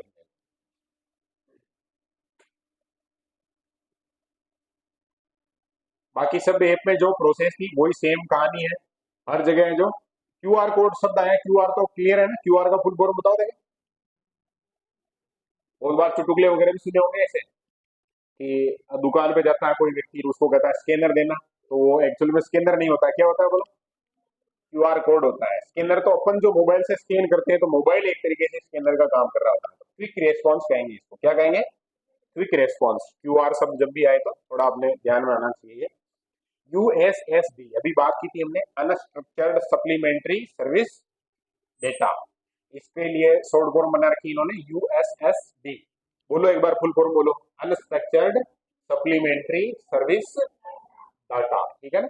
बुनियादी सुविधा युक्त मोबाइल फोन का उपयोग करके आप जो वही ट्रांजेक्शन है जो कर सकते हैं, और इसके लिए वही जो डायल वगैरह करने हैं क्या इसका एक नंबर वगैरह होता है, बहुत सारी कंपनियां हैं जो ये सुविधा देती है। इसमें आप क्या क्या कर सकते हैं वो दे रखा है यहाँ पर, 5 ऑप्शन दे रखे हैं, 5 है। बैलेंस चेक कर सकते हैं, मिनी स्टेटमेंट निकाल सकते हैं, पैसे भेज सकते हैं, और आपकी जो MMID है वो जान सकते हैं, एम पिन है वो बदल सकते हैं, और OTP है जो जनरेट कर सकते हैं। ठीक है ना? USSD ध्यान रखना है। सेम ये फोन पे, यूपीआई, भीम जैसे हैं वैसे वैसे ही है। आधार सक्षम भुगतान प्रणाली।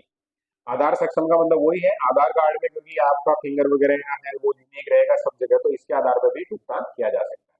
अभी ये चीज है जो कभी ई मित्र पे जैसे फॉर्म भरवाने गए हो और बैठे हो तो वहाँ कुछ लोग बाग आते हैं ऐसे कि भाई आप बैलेंस देख ला रहा है, और फिर वो जो वो कहता है कि हाँ यहाँ इसको जो आप हम उसको टच करो, फिर वो चाहिए, उसके लिए जो प्रोसेस होती है ये होती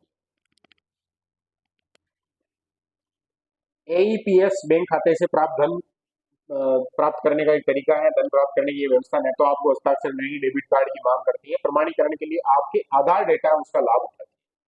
यूपीआई हो चाहे यूएसएसडी हो, की तरह ये भी है जो गवर्नमेंट अपनी जो इंडियन गवर्नमेंट है उसके द्वारा ही तैयार किया गया है। एक मशीन है माइक्रो एटीएम भी जिसको कहा जाता है, और ज्यादातर ये है जो इसका उपयोग करती है, अभी बात कर चुके हैं अपन, इसका उपयोग करती है बोलो, फिंगरप्रिंट का उपयोग करती है।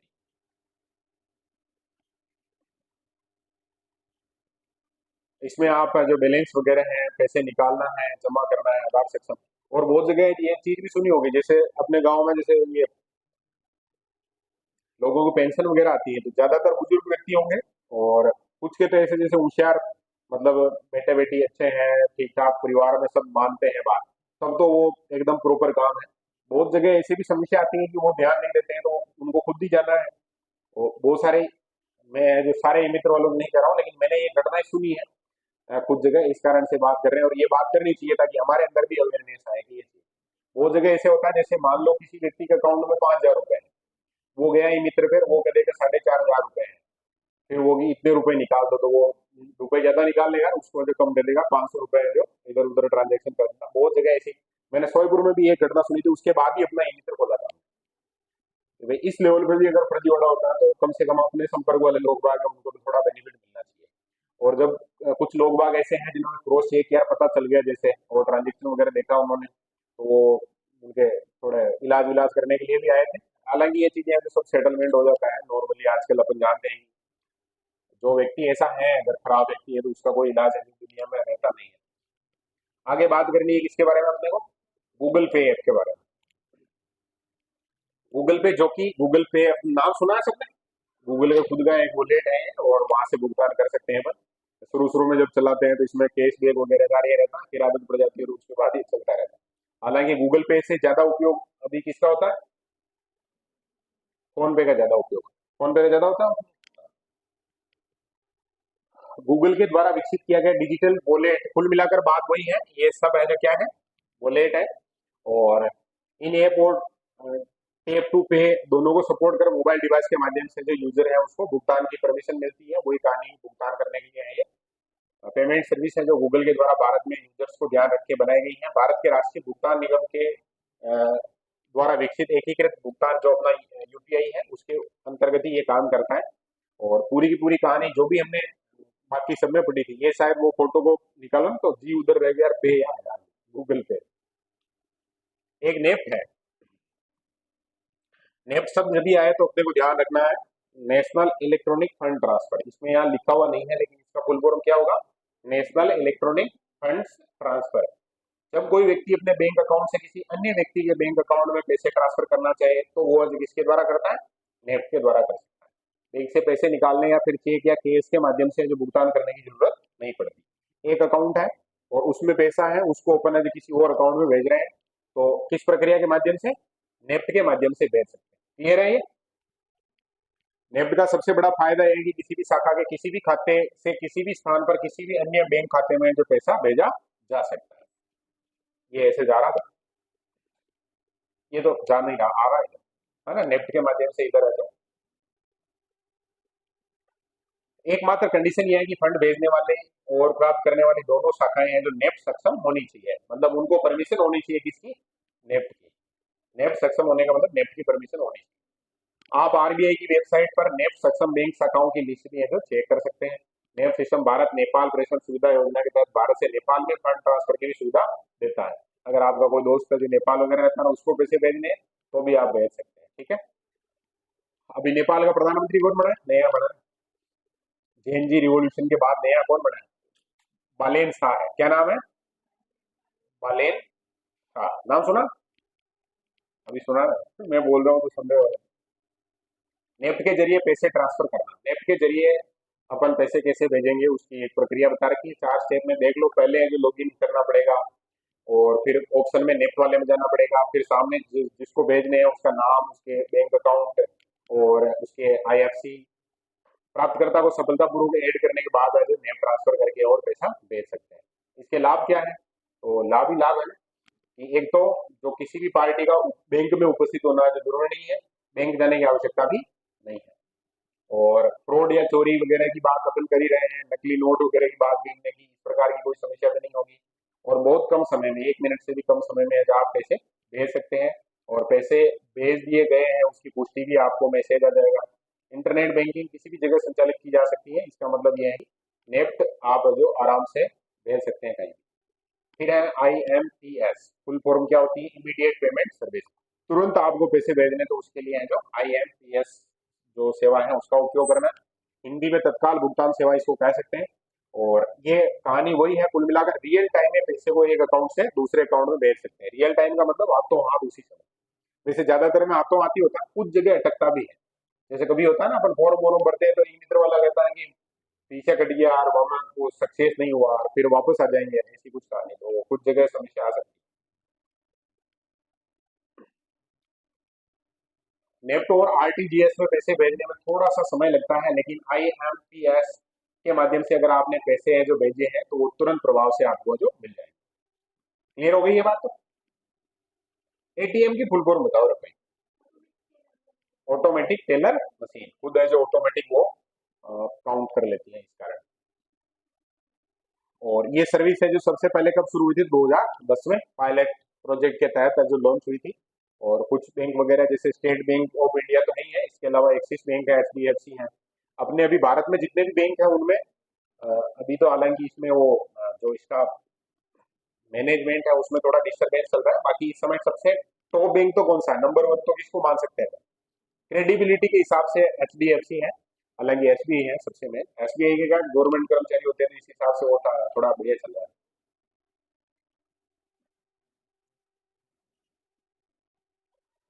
पैसे भेजने की प्रोसेस है ना, हमने शायद तक 10 एक बार पढ़ ली होगी क्या स्टेप है, तो वो स्टेप लगभग सबके समझ में आ गए कि सबसे पहले तो आपको क्या करना है, आपका जो अकाउंट है वहां लॉगिन करना है। उसके बाद बेनिफिशियरी है उसको ऐड करना। बेनिफिशियरी ऐड करने का मतलब क्या हुआ? जिसको पैसे भेजने हैं उसका नाम, उसके अकाउंट नंबर, IFSC कोड वगैरह, वो पूरी डिटेल है जो आपको भरनी है और वो सही होनी चाहिए। और बेनिफिशियरी को ऐड करने के बाद आप आ जाओ, वो अमाउंट वगैरह जो भी भेजना चाहते हैं और उसमें भेजना चाहते हैं कि भाई ये इस बात के पैसे हैं। बहुत बार होता है ना फोन पे में अपन किसी को भेज रहे हैं तो नीचे लिख देते हैं ये इस बात के पैसे हैं, ध्यान रखना। लास्ट में जो कंफर्म करना ही पड़ता है। और ऐसा कंफर्म करेंगे तो सामने वाले के खाते में जो पैसे हैं चले जाएंगे। एक RTGS आया है, रियल टाइम ग्रॉस सेटलमेंट, ये भी ध्यान रख लेना। ऐसा ऑनलाइन बैंकिंग मेथड है जहाँ पैसे को एक बैंक से दूसरे बैंक तक बिना कोई वेटिंग पीरियड के आप भेज सकते हैं। वही कहानी है कुल मिलाकर, जैसे इमीडिएट पेमेंट करते हैं वही सेम कहानी। और ये भी एक बहुत फास्टेस्ट जरिया है। फास्टेस्ट का मतलब हो गया कि तुरंत पैसा है जो सामने वाले व्यक्ति के चला जाएगा। और इसके लिए ट्रांजेक्शन की लिमिट है, थोड़ा ध्यान रखेंगे। लिमिट क्यों रखी जाती है उसके पीछे भी बहुत सारी कहानियां हैं, उसकी भी बात करेंगे अपन। कितने रुपए है? 2 लाख रुपए है ना, RTGS है जो 2 लाख रुपए। जैसे चेक में कितनी होती है लिमिट? चेक कितने लाख रुपए तक का दे सकते हैं अपन? जैसे फोन पे अगर आपके पास है, आपको किसी को पैसे भेजने हैं तो उसमें भी लिमिट है, कितने भेज सकते हैं रोज के? 1 लाख रुपए। कितने? 1 लाख रुपए। RTGS में कितने? 2 लाख रुपए। और चेक से कितने? 10 लाख रुपए। और लिमिट क्यों रख रखी है? बोलो। मान लो कोई आतंकवादी टाइप का आदमी है, उसके पास भी तो संभावना बन सकती है ना ऐसी। तो पता ही नहीं चले एक ही दिन में सारा पैसा भेज दें, नहीं तो अगर लिमिट है तो वो एक दिन भेजेगा, 2 दिन भेजेगा, पता चल गया तो बहुत ज्यादा अमाउंट है जो बाहर नहीं भेज सके। क्लियर ये बात? RTGS का फुल फॉर्म बताओ। Real time gross settlement. Clear है? हाथों हाथ है जो पैसा भेजने के हिसाब से ये काम में ले जाता है। Bharat bill payment system, BBPS, ग्राहकों को बिल भुगतान की सुविधा यहाँ मिलती है। नाम से ही पता चल रहा है bill payment. Union bank of India ने है जो इसको इंटरनेट का जो बैंकिंग चैनल है वहां पर है जो मॉड्यूल के अंतर्गत शामिल कर रखा है इंटरनेट बैंकिंग में। और ग्राहक बिलर का पंजीकरण ये गैर इंटरनेट बैंकिंग के बिल प्रस्तुतिकरण मॉड्यूल में क्विक पे विकल्प पर जाकर आप जो बिल का भुगतान कर सकते हैं। ये एक तरीके से ऐसे हो गया कि कोई व्यक्ति है जो भुगतान करना चाहता है तो इस माध्यम से भी भुगतान कर सकता है। अब कौन कौन से बिल है जो ज्यादातर आते हैं? अपने जीवन से जुड़ी हुई सारी कहानी है। देखो, इलेक्ट्रिसिटी का बिल आता है, हालांकि गवर्नमेंट है जो कुछ इलेक्ट्रिसिटी फ्री देती है तो कुछ परिवारों में नहीं भी आता होगा, कम उपयोग होता है क्या ऐसे जिनके बिल नहीं आता? हाँ, तो ऐसे भी है। और गैस सिलेंडर है जैसे, तो उसका भी बिल है, भुगतान करने होता है अपने को, है ना। और मोबाइल फोन वगैरह, लैंडलाइन अगर उपयोग करते हैं, ब्रॉडबैंड उपयोग करते हैं, मोबाइल का बिल 100% आता ही आता है, अपने को रिचार्ज करवाना ही पड़ता है। इस पे गवर्नमेंट सब्सिडी देते हो तो कितना बढ़िया है। 350 रुपए का रिचार्ज है और 200 रुपए हमारी तरफ से, 150 में ही मजा लो आराम से यार। वाटर बिल अपने गांव में तो नहीं आता है वाटर बिल, लेकिन शहरों में जो ये भी रहता है। और डीटीएच वगैरह के बारे में अब आजकल तो कम पड़ गए हैं, लेकिन ये भी एक सिस्टम होता है। एक बहुत महत्वपूर्ण प्रणाली है, नाम है उसका फास्टैग। नाम सुना फास्टैग का? फास्टर शब्द है ना, फास्टर, उसी को फोल्ड करके फास्टैग बना दिया इन्होंने। इसका कोई ऐप का ऐसे कुछ भी अलग अलग नहीं है। ये चलता है अपने, जैसे मान लो कि हम जो कहीं जा रहे हैं, दिल्ली जा रहे हैं, जो हाईवे है, तो वहां बीच में टोल वगैरह आएंगे। तो टोल आएंगे तो वहां पैसे का लेन देन होगा, जो भी भुगतान करना पड़ता है वो। तो ये जो सिस्टम आया ना, इसने थोड़ा सा उसको जो त्वरित बना दिया। त्वरित कैसे? जैसे मान लो अपने पास वो जो क्यूआर कोड वाली स्लिप है जो गाड़ी की लगी हुई है, तो जैसे ही वहां जाएंगे तो वहां जो हाई रेजोल्यूशन स्कैनर वगैरह लगे हुए, तो वो स्कैन करके आपके अकाउंट से डायरेक्ट पैसा जो काट लेंगे, वहां जमा हो जाएगा। और आपको वहां बहुत ज्यादा समय तक रुकना नहीं पड़ा। इतनी गाड़ियां जाती है तो फिर हर एक व्यक्ति खुला कौन है, ये कौन है, मान के 500 को है लेना और ले लेना, ऐसे करने लग जाते हैं बहुत सारे। तो इसमें ये समस्या नहीं रहती। इस कारण से ये फास्टैग वाला सिस्टम है जो लागू किया गया। थोड़ी बातचीत कर लेते हैं अपन। राष्ट्रीय राजमार्ग से अपने वाहन को गुजारने के लिए सरकार द्वारा जो वहां पर कौन सा टैक्स लिया जाता है? टोल टैक्स लिया जाता है। और टोल टैक्स वसूलने के लिए हाईवे पर जगह जगह क्या बनाए रखे हैं? टोल प्लाजा बनाए जाते हैं। लोगों द्वारा यहाँ जो भुगतान केस के माध्यम से पहले किया जाता था, फिर सरकार ने इसको क्या कर दिया? ऑनलाइन कर दिया। और इस ऑनलाइन करने वाली सुविधा को ही क्या नाम दिया गया है? फास्टैग सुविधा। इलेक्ट्रॉनिक टोल कलेक्शन की एक टेक्नोलॉजी है जिसको, इसके तहत प्रत्येक जो फोर व्हीलर है या फोर व्हीलर से ज्यादा वाले जितने भी व्हीलर है, टू व्हीलर का नहीं लगता है, ठीक है? मोटरसाइकिल लेके जाओगे तो कहीं ऐसे नहीं कि फास्टैग का ऐसा नहीं आएगा। वाहन में फास्टैग लगाना होता है। ये फास्टैग लगवाने के लिए पहले रजिस्ट्रेशन करना होता है, इसकी एक आईडी वगैरह बनती है। और टोल प्लाजा पर उन्हें केस में भुगतान नहीं करना पड़ता है, ऑटोमेटिक डिटेक्ट हो जाता है। फास्टैग की कार्यविधि क्या है, कैसे ये काम करता है? तो कैसे काम करता है उसकी भी बातचीत कर लेते हैं। वाहन के विंड स्क्रीन में सामने जो फ्रंट में जो वो कांच रहता है, वहां पर इसको लगा देते हैं रेडियो फ्रीक्वेंसी आइडेंटिफिकेशन। ये सिस्टम होता है इसका। कौन सी फ्रीक्वेंसी है? रेडियो फ्रीक्वेंसी आइडेंटिफिकेशन लगा होता है। और गाड़ी जैसे ही टोल प्लाजा के पास आती है तो टोल प्लाजा पर लगा सेंसर आपके वाहन के विंड स्क्रीन में लगे फास्टैग से कांटेक्ट कर लेता है। और अकाउंट से टोल प्लाजा पर लगने वाला शुल्क है जो ऑटोमेटिक काट देता है, कितना लगेगा क्या है पूरा उसको पता है। बिना रुके टैक्स का भुगतान आप कर सकते हैं। वाहन में लगा ये टैग आपके प्रीपेड खाते के सक्रिय होते ही अपना काम आज शुरू कर देगा। फास्टैग की वैधता कितने साल तक होती है? 5 साल तक होती है। ऐसी कुछ चीजें होती है जो कंपटीशन के हिसाब से काम आ सकती है। तो पूछ ले फास्टैग की कार्य वो कितनी होती है वैधता? तो 5 साल। 5 साल हो गए तो आपको जो नया फास्टैग लगवाना पड़ता है। फास्टैग अकाउंट की राशि खत्म हो जाएगी तो आपको क्या करना पड़ेगा? जैसे मोबाइल का रिचार्ज खत्म हो गया तो क्या करते हैं? नया रिचार्ज कर लेते हैं, वैसे वैसे इसमें भी रिचार्ज करना पड़ता है। क्लियर ये बात? समय की बचत। अब इसमें सबसे मेन जो बात है वो क्या है? समय की बचत है। और आजकल सबसे जो महंगी चीज है वो क्या है? वैसे तो महंगी नहीं कहना चाहिए, अनमोल है। समय तो कहाँ अपने को वापस मिलेगा। सड़क एवं परिवहन मंत्रालय ने टोल प्लाजा में टोल टैक्स देने के कारण लगने वाली गाड़ियों की लंबी लाइन और खुले पैसे होने की परेशानी, सबसे बड़ी जो बीमारी अपने यहाँ क्या है? खुले पैसे की है। उसका सोल्यूशन है जो ये हो गया। और इससे क्या होगा? पेट्रोल और डीजल भी बचेगा। जैसे मान लो 5 मिनट अपन वहां खड़े रहे तो थोड़ी थोड़ी इंजन चलता रहेगा तो पेट्रोल भी चलेगा उसका। एसएमएस। फास्टैग लगे वाहन किसी भी टोल प्लाजा से गुजरेगा तो फास्टैग पैसे काटेगा और उसका आपके अकाउंट में क्या आएगा?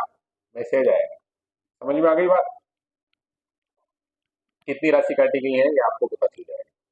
फास्टैग की शुरुआत है जो 332 टोल प्लाजाओं पर ये सुविधा शुरू हो चुकी है। यानी इन टोल प्लाजाओं में आप फास्टैग के जरिए टोल, वैसे ये लिखा है ना 332, ये तो उस समय का है, मतलब शुरुआती दौर का है शायद तक।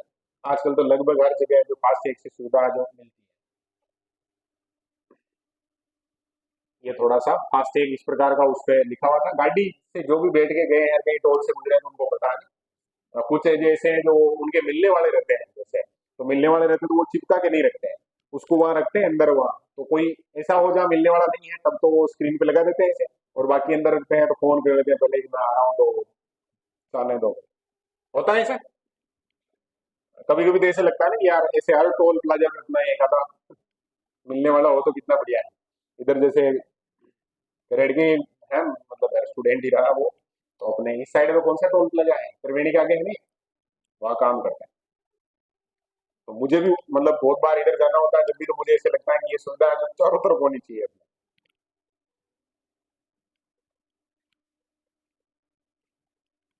ये कुल मिलाकर फोटो ये बता रहा है कि इस प्रकार से जो वहाँ एक टोल प्लाजा होता है।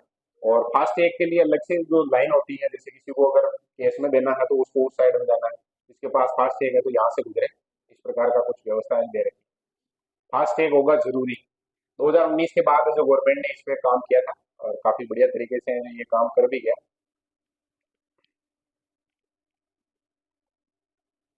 खत्म हो गया क्या पाठ? अरे वाह, समझ में है नहीं आया जो बोलो है। मतलब ये अनु अपन क्या बात कर रहे थे, वित्तीय साक्षरता की बात कर रहे थे, है ना। इसमें तो लगभग वो चीजें जिनका हम उपयोग करते हैं वही है, इस कारण से शायद तक समझ में आ गया होगा। और समझ में आया नहीं है उसका पता चलेगा इन प्रश्नों से। तो पहला है, प्रधानमंत्री जन धन योजना खाते को खोलने के लिए कितनी न्यूनतम राशि आवश्यक है? तो इसमें जो कोई न्यूनतम राशि आवश्यक नहीं है। और तो और गवर्नमेंट 5,000 रुपए और अपने को देती है वहां, मतलब अपन जो देती है का मतलब नहीं, अपन एक्स्ट्रा विड्रॉ करवा सकते हैं, मतलब अपने खाते में जीरो है फिर भी 5,000 रुपए तक अपन उपयोग कर सकते हैं वहां से। कौन सा ऑनलाइन बैंकिंग का एक फायदा नहीं है? तो देखो, समय की बचत तो फायदा है या नहीं है बोलो? लागत बचत, पैसा बचता है अपना, बिल्कुल है ये भी। और खाते की सुरक्षा तो है। ये जो फायदा नहीं है, इंटरनेट कनेक्शन चाहिए, इसका मतलब ये तो नुकसान है ना, उसके लिए रिचार्ज करवाना पड़ेगा या वाईफाई कनेक्ट करना पड़ेगा, ये थोड़ी तकनीकी समस्या है। निम्न में से कौन सा क्रेडिट कार्ड की एक विशेषता नहीं है? तो क्रेडिट कार्ड की विशेषता नहीं है, उछले शब्दों को अच्छे से पढ़ना हमने बोला, बैंक द्वारा छोटे प्लास्टिक कार्ड जारी करना, सही है ये तो। भुगतान की इलेक्ट्रॉनिक फॉर्म है क्या बोलो? पहले खरीदे बाद में भुगतान करें, ये भी है। और खरीदे और एक साथ भुगतान करें, ये डेबिट कार्ड का होता है। तो ये है जो इस प्रश्न का उत्तर हो जाएगा। समझ में आ गई बात? और ये थोड़ा ध्यान रखना, क्रेडिट कार्ड में पहले आप खरीद सकते हैं, क्या करना पड़ेगा बाद में? भुगतान तो करना पड़ेगा। ओटीपी का फुल फॉर्म बताओ। One time password. और इसमें ऐसे कहा जाता है किसी को नहीं बताना है ना, किसी और को बता देंगे तो वो पैसे निकाल लेगा। यूपीआई का फुल फॉर्म क्या था? Unified payment interface. ये पढ़ने में थोड़ा ध्यान रखना, देखो पेमेंट इंटरफेस इसमें भी लिखा हुआ है, ये यूनिवर्सल है, ये यूनिफाइड है, तो जो यूनिफाइड है वो अपने को सही करना। यूपीआई में पुश टेक्नोलॉजी का उपयोग कब किया जाता है? नाम से ही पता चल रहा है, पुश का मतलब होता है धक्का देना, किसी और को पैसा भेजना, इसका मतलब पुश टेक्नोलॉजी है। तो क्या हो जाएगा सही उत्तर? पैसा भेजने के लिए। समझ में आ गई ना बात? यही है सही इसमें। एसबीआई बड्डी क्या है? आ गया प्रश्न, जो इसको अपन इमेजिन कर रहे थे पहले। क्या है बोलो? मोबाइल वॉलेट एप्लीकेशन है। कौन सा मोबाइल वॉलेट का उदाहरण नहीं है? तो बड्डी तो है, और भीम भी है, पेटीएम भी है। क्रेडिट कार्ड है जो कार्ड है, ये वॉलेट नहीं है। रुपए डेबिट कार्ड क्या है? तो भारत की राष्ट्रीय भुगतान निगम द्वारा प्रस्तुत किया गया कार्ड है। ऐसा ही है क्या सही? ये सभी है शायद तक। घरेलू डेबिट कार्ड भी तो है, एटीएम और पोस्ट मशीनों पर भी स्वीकृत है, तो इसका मतलब उपरोक्त सभी। ऑप्शन सारे पढ़ने चाहिए। कौन से लाभ प्रधानमंत्री जनधन योजना से जुड़े हुए हैं? 1 लाख रुपए की दुर्घटना बीमा कवर मिलती है, 30,000 रुपए का जीवन बीमा कवर मिलता है, 5,000 तक ओवरड्राफ्ट किया जा सकता है, तो उपरोक्त सभी आ जाएगा। ये चीज है जो अपने को ध्यान होनी चाहिए। तो ये अपना जो यूनिट, कौन सा यूनिट? 5वां कंप्लीट है। कल हम बात करेंगे इंटरनेट के अनुप्रयोग के बारे में, ठीक है।